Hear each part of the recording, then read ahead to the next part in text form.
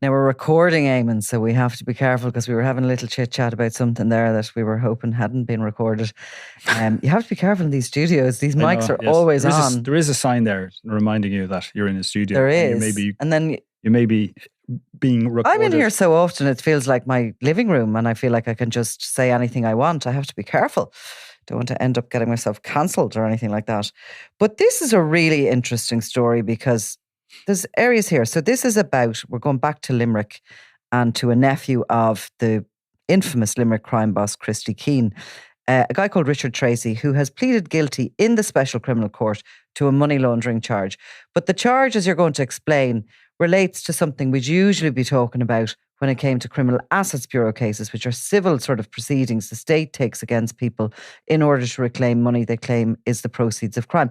I often hear the Criminal Assets Bureau cases, and while they're in civil court and somebody will lose an amount of money or they'll have to hand over a house, I kind of always think to myself, is that not criminal money laundering though? And in this case, it sort of feels like this is the sort of the mix of these two. Yeah, well, I suppose... Explain it first. If we go back, in kind of June 2020 and into 2021, like the guards were making a big effort to have a go at the Keane gang's finances, and there was a number of cases have since come to court, and there's also been Criminal Assets Bureau cases separately brought. So right. Had a kind of a twin track approach, and so in Richard Tracy's case, he pleaded guilty at the Special Criminal Court this week to a charge of money laundering, and it related to €100,000 that the state say was put into his house in Downey Street in Garryowen. This is all renovations, redecoration, extension, all this kind of work. And they agreed to accept a plea of guilty in that regard, 100,000. And in court, there was some of his background was his previous convictions were given to the judges. It was a sentence hearing. And so the charge basically relates to him spending money that the state say he shouldn't have ever had because he hadn't earned it. Yes, basically evidence. Part of the case was that there was evidence from revenue that he'd never had. There was no history of work history, so there was nowhere for this money to have come from. And he pleaded guilty to this charge. Now I know his lawyer did say, look, well, this was over 7 years, so it doesn't sound so bad. So maybe that's only 20,000 over 7 years. It wasn't necessarily all done in one go, and that the house was originally bought by his mother in 2014, and it's where he lives now with his partner. What sort of house is it? It would have been a kind of an old council house in Garryowen, and. Actually had a look at it there this week since, and it is very nicely done up. It does actually stand out a little bit from the others on the street in Downey Street. You mean it's got the cameras and it's got the kind of better windows? It's just lovely. It's lovely finishes to it. The kind of up-to-date modern doors and windows, that sort of thing. The driveway and the driveway and the gates, and it's very, very tidy, very nice. 100 grand wouldn't go very far with that nowadays, would it? No, there is that. I mean, I suppose, and Counsel for State this week, in the Special Criminal Court did refer to, she was defending the guard who had given evidence that his lawyers had objected to, saying, his conviction for manslaughter in 2006 was feud related. And he said, look, there's no evidence in this case that, feud shouldn't have been mentioned. And I made an application for the judge to recuse himself, saying that this was an attempt to colour the minds of the judging panel. So it's not a jury in the Special Criminal Court. And that was, the judges rejected that, saying they have enough experience to know what to ignore. But in reply to that application, the state kind of said, look, the guard was putting it in context, and this house is grandiose in the situation where it is, in the context of the road where it is grandiose, because his lawyer had said, this is a former council house. It's not a house overlooking Lough Derg, which is the lovely picturesque area just outside Limerick. And, was making the point that this is just a humble home, but the state were making the point was it may be a humble home in some contexts, but not where it is in this particular street, that it does stand out. And it does really when you look at the pics. And there was an argument then about really the amount of money that was paid, although he pleaded guilty to this 100,000. There was a suggestion that actually there could have been a lot more money than that put into it. Yeah, well, not in the Special Criminal Court. There wasn't. That was accepted. And really, that was accepted by the state. This went for the they went for the guilty plea. It was pointed out again, this is in mitigation, like it's been pointed out to the judges by his lawyer. It would have been a 2-week trial. There was several Garda witnesses and experts would have had to come to court. So all their time would have been tied up while this was being fought. So they accepted the plea as was a single charge at that 100,000 from unknown sources, and under the whatever section 7 of the Criminal Justice Act, it was reckless or unknowing, allowed to be used the proceeds of crime. So what's dissimilar to this case and say, for example, the case you covered about, and we'll go back to it again, by the way, and into who Richard Tracy is and his background. But before we do, what's the difference between this case that it's been taken? The DPP has obviously directed criminal charges be brought against Richard Tracy, and the case against Mago Gately. I don't know. I know I suppose it can depend. I think because that was similar, was it? That there was a lot of money spent, and there was a phrase that was Jones used in another case recently. He said, there's substantial value embedded in this in another property that isn't the proceeds of crime. So you have to kind of divide up the house, and we've seen it before in one of the Ross Browning properties that there was an element of that was actually honest money was used in it, or clean money was used. So and some of that went back to the people who had put that money in, and that would form part of the evidence and the fight the state would have had to put up to prove this. And I think in a Mago's case it was more straightforward, that they were suggesting that even the initial 125,000 that was used to pay for the house was the proceeds of crime, and that the 440,000 that went in was the proceeds of crime. And the only element of that wasn't the proceeds of crime was a number of payments that were made by Charlene Lamb, Mago's partner, and the judge recognised that, and I think it was 7,000 or 9,000 euro was to be returned back to her on the final sale of the house when that happens. So it's a matter of evidence as such could be used if it was decided a criminal case was being taken. So the same evidence gathered by the Criminal Assets Bureau in the case of Mago Gately could potentially be sent forward to the Director of Public Prosecutions for a decision on whether or not a criminal money laundering charge could be taken against him. Yeah, I mean, and what actually happened in this case with Richard Tracy, when his house was searched in January 2021, the quantity surveyor who normally works with the Criminal Assets Bureau, he was with the guards, and he did his detailed review, and came up with a report. And in that report, which is in evidence in a separate cab case against his first cousin Kieran Keane that we heard about last month, and he said that was 315,000 was put in. Now, so it's 3 times as much as the guilty plea in that he made in the Special Criminal Court. Yes, and so. So he mightn't have been too happy pleading guilty to the 3 times as much, but he's pleaded guilty to 100,000. Yeah. And these things are always fought over in court. Like we see it in Mago Gately case was delayed because they wanted their own forensic quantity surveyor and forensic accountant to redo the report and do the figures. And he actually came up with almost the exact same figure as the cab's surveyor. So it would feel as if a lot of the investigative work, for example, is done in the Mago Gately case should the DPP choose to take criminal money laundering charges against him. The background investigation is, or should the guards choose to send a file forward to the DPP rather than the DPP? Yeah. That work is all done for the cab case. It's the same evidence essentially that would be put forward in a criminal case. So there's probably many more besides out there who have either lost or settled Criminal Assets Bureau cases for similar kind of evidential spend on a property, which is now possibly looking at criminal charges for money laundering with it. And I suppose these decisions are made by the Director of Public Prosecutions, and in some case they might say, we can win this one, and there could be whatever reason, they might find, well, it's not going to be as or could this be a test case? It's interesting to see because there was another one, and again it would be another cousin, Warren Hare, and his wife Vicky, and their mother Sandra Hare, who is a sister of Christy Keane. Now there was again an element in one of them. They all had criminal charges brought against them for money laundering, but there was an element of money being put into the house that Warren Hare was in. I think it was a much lower sum, something like 62,000 euro. Again, it was a council house in Limerick City. So it's not the first time that it's been used. I suppose it's something I'd have to go and kind of look it up and see how many cases of these there have been, but it's not something I don't think we've certainly noticed. talked about no, one there hasn't that has been really stood out as being so similar to a Criminal Assets Bureau case, and yet it's criminal, and we're in the special criminal court with it. So why are we there with Richard Tracy? Who is he? Background on him?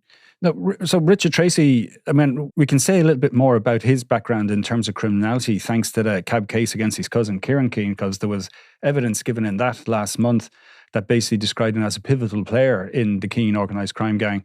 That he was, he's involved in the day-to-day organisational running of the gang. And they mentioned various incidents he'd been involved with, that he took a very active part in the McCarthy-Dundon versus the Keane-Colopy feud. He took an active part in that in the early 2000s. He'd been involved in a number of violent disorder incidents.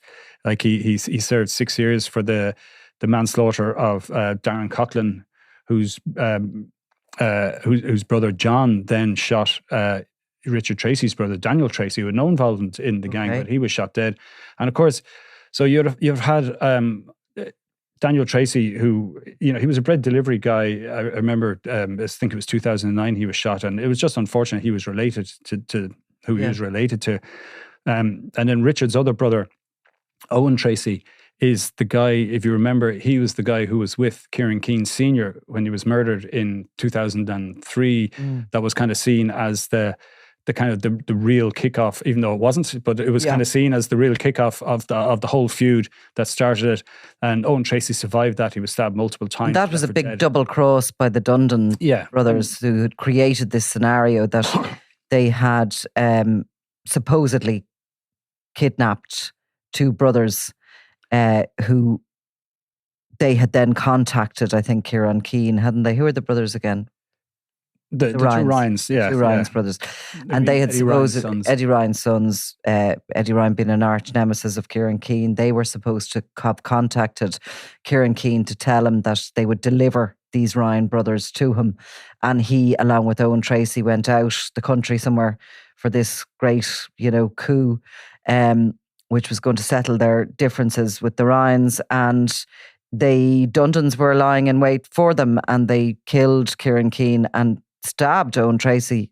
Was it 17 or more times? It was multiple times, yeah. And he survived, and he was able to give evidence then against the five men who were all jailed for life, still serving, except one of them, Fry Guy Standers, who died in prison. Oh, he died, did he? So there was Desi Dundon was one of them that was, jailed for life for that.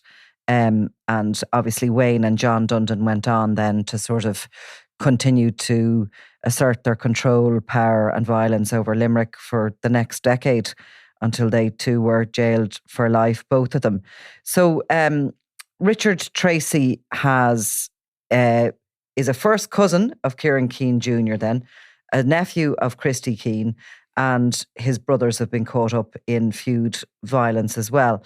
So what was his issue with the feud being mentioned at the Special Criminal Court? Well, his lawyers were bringing it up on the basis that they felt that it was an attempt to colour the minds of the judge, that it was somehow going to influence them into giving him a harder sentence than he should otherwise have, because the whole 100,000 was, the plea was made 100,000 in breach of the Money Laundering Act, but there was no evidence given about where this money came from. Simply said it was unknown sources. And did they forget that you'd actually only be in the Special Criminal Court if you're a member of an OCG as opposed to an ordinary member? Well, this is I suppose this is the lawyers doing their job. I mean, and they're they represent their clients to the best ability that they can. And in fairness, that's what was going on. I mean, and it wasn't accepted by the judges anyway. Yeah, and it wasn't. No, they said, as I said, they were happy. It's actually not that regular that you'll have a lawyer suggest that to the judges, that they're being coloured by the information they're being presented with, or much of the evidence.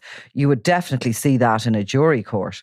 Yeah. Undoubtedly. I mean, that possibly in a jury court would have been enough to collapse a case, maybe, if somebody had come out with evidence like that, because it's harder, really, I suppose, to say to a jury, try and forget that you heard that. Like in a sense, the case was over in that there was a plea and this was a sentence hearing. Exactly. So, it was an outline of the facts, really. Yeah, yeah. And then it was put back anyway. I mean, he's still on bail, and he's due back then for actual sentence in October the 20th this year. And won't that be interesting to see what sort of a sentence Yeah, it will, of course, yeah. Down there. And So his previous manslaughter conviction will be taken into account in that his guilty plea will go for him. The 100,000, not 300,000, will be something that'll go to his advantage. And the judges will consider exactly. They won't be reading or listening. You know, they won't be reading our story on Sunday, and they won't be listening to us. And if they do, they'll be able to ignore us, like, you know, and because they're professional judges, and that's the whole point. The judges in the Special Criminal Court don't be needing to be listened to us to, you know, to follow what they're doing. They're at it, and that the courts, there's 2 of those courts running now at this stage. You know, a huge amount of organised crime cases have come before the Special Criminal Court since really 2016. And it's after that, and because of all the work done to dismantle the Kinahan organisation and the other gangs, that there was 2 courts now set up. Of course, the Special Criminal Court was originally used for cases against, you know, dissidents and terrorists, and, you know, formerly for the Provisional IRA, etc. And it's just really, as organised crime has developed, that the cases go before the Special Criminal Court. Sometimes that can be criticised, that it's believed that, you know, this is a kangaroo court. Everybody's found guilty if they don't plead guilty.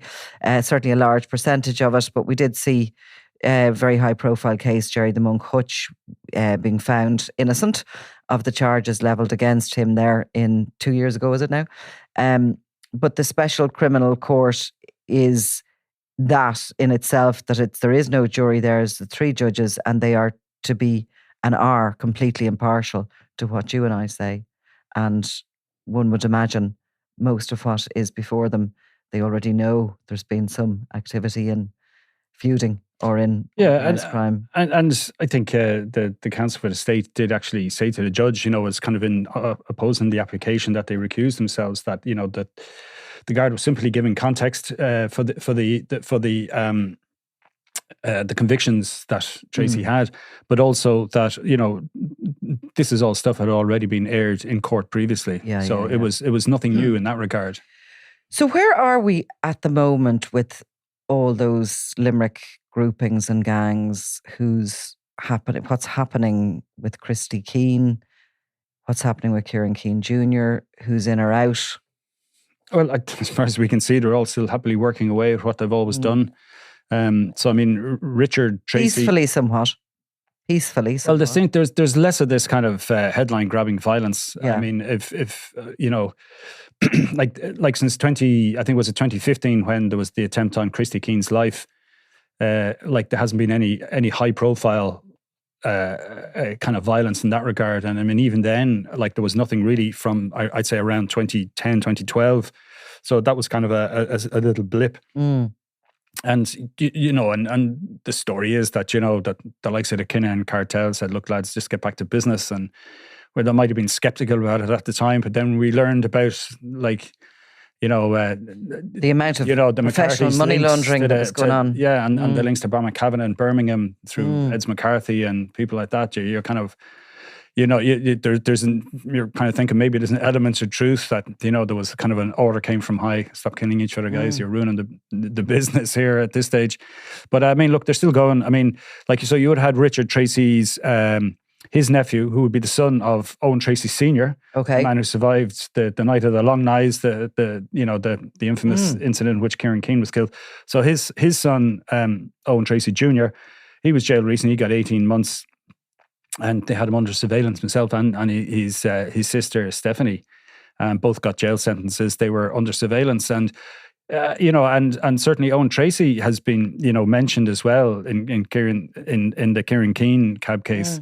As being kind of a figure in the gang as well, and the idea that he was, you know, caught handling drugs himself. It just shows you, like, you know, well, it shows you the ordeal he went through, and, you know, you'd continue onwards in your career. Yeah, well, it's his father who went through the ordeal, I suppose. Like, you know, this is the son, Owen Jr. Yeah, but even, of course, it was still an ordeal as a son. Like, you know, if you're, it's just incredible to think, you know, I mean, some of them still involved, like, you know, who are, you know, quite clearly, you know, senior members in the Keane gang, you know, who've been through a lot of violence. I mean, there's quite a few. This now you probably don't remember, but so they were left on the side of a kind of a road out in rural Limerick. Christy Keane dead beside him, and Owen Tracy playing dead essentially. Yeah. How did he survive? Was he able to call for help? I think he was. Yeah. I think there was something about getting to a house. Like he was able to move himself, and the alarm was raised. As I said, I think that'll be really interesting to see what the sentencing on around this is in October. And I can tell you, if I was somebody that had a similar case settled or won by the Criminal Assets Bureau involving my spend and my house, I'd be a bit worried that it wasn't the end of it. Well, we'll see what he gets first. Thanks, Eamon. Always a pleasure, Nicola. I'm Nicola Tallant, and you're watching Crime World, a podcast about criminals, drugs and the underworld in Ireland and across the globe. Make sure you subscribe to our channel and turn on notifications so you can be the first to watch all our latest episodes. You can also listen wherever you get your podcasts.